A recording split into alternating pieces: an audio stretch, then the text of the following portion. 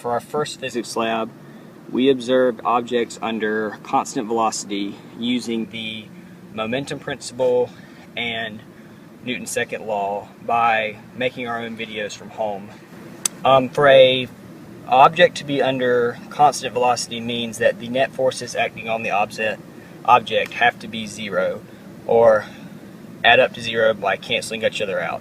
Right here is the momentum principle, which is the change in momentum is equal to the net force times the change in time.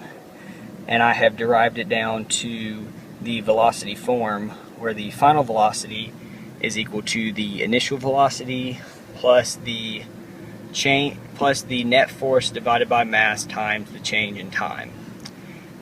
For our purposes, the net force is zero, so all of this would be equal to zero, making the final velocity equal to the initial velocity, constant velocity. Right here is the position update, saying that the final position is equal to the initial position plus the velocity times the change in time.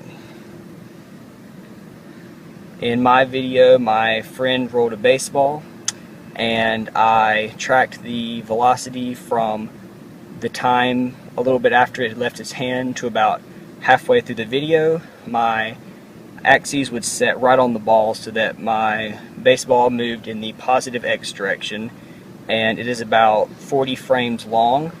The baseball would start at origin 0, 0, and if we play it, it tracks the points, and the entire segment is about 1.43 seconds long, with the final position being 1.261.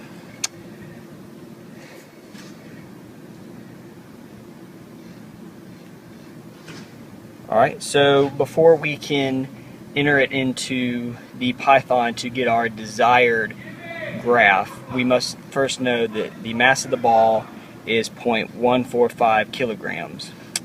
And we know that the velocity is equal to the change in position divided by the change in time.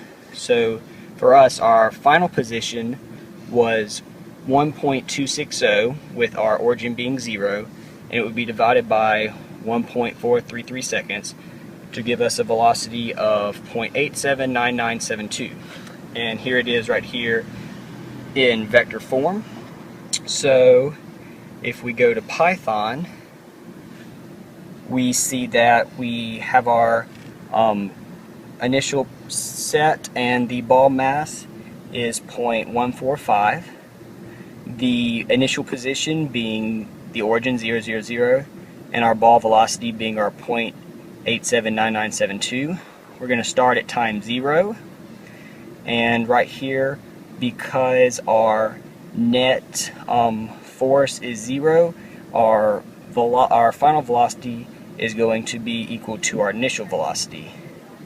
So if we run this,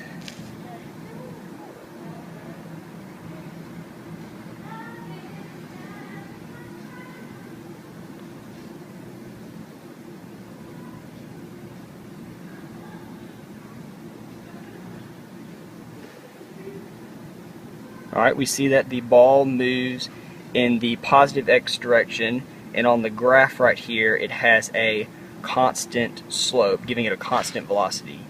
This is the desired graph for the constant velocity problem for our baseball by entering it into Python. And for our actual video, right here, the blue is what we made in Python, and the red is the information tracked from our video, and we can see that they are almost similar. The reason why the red might be a little bit off is because we assumed there were no forces at all acting on our ball, whereas the ball was interacting with the friction from the ground and a little bit of gravity. Alright, so our what if question is, what if we change the axes on which our simulation was run?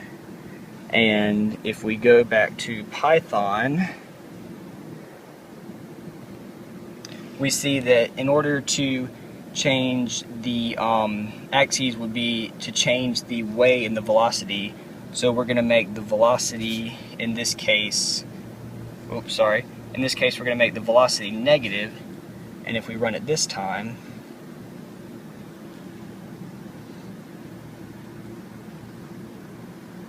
we're going to see that it is the same graph in the negative slope, giving it the same constant velocity, but in this case we moved in the negative x direction instead of the positive x direction.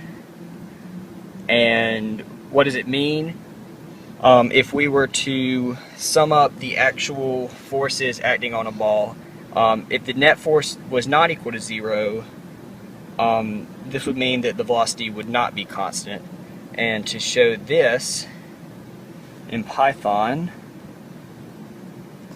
if we change this back to our original, would be to change the net forces acting on the ball. So right here, instead of having no net forces, if we made this 2 in the x direction and 2 in the y direction,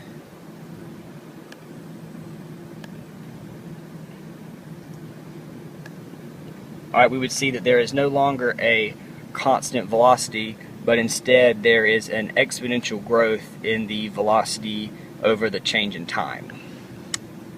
And that concludes our analysis of Lab 1, and hope you enjoyed. Thank you.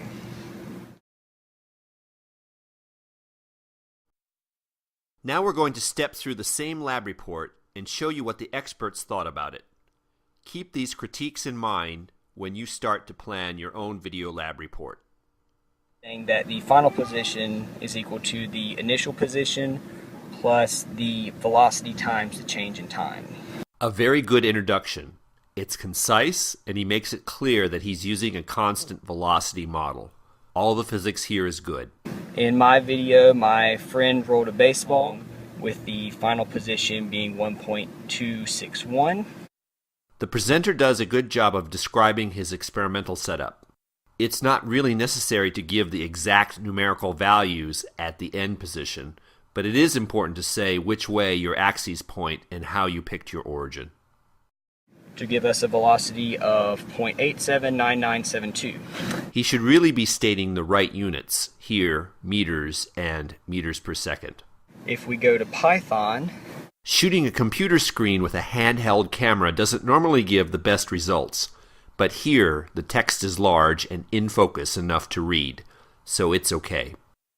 The initial position being the origin 000 and our ball velocity being our 0.879972. We're going to start at time 0. He clearly describes how he determines the initial conditions of his computer model from his observations. This is a good model-observation connection. The reason why the red might be a little bit off is because we assumed there were no forces at all acting on our ball, whereas the ball was interacting with the friction from the ground and a little bit of gravity. This is something we like to see, a direct comparison of observational data with computer model results, an assessment of how well the model predicts the observed motion, and a physical explanation for the differences between the model and the observations. Nicely done. All right, we would see that there is no longer a constant velocity, but instead there is an exponential growth in the velocity over the change in time. Just as a note, this function is not actually exponential. We'll discuss the functional form of position versus time with constant net force later on in the course. And that concludes our analysis of Lab 1, and hope you enjoyed. Thank you. This video was presented adequately. It would have been better as a screencast, but the physics content was excellent. This was overall a very good video lab report.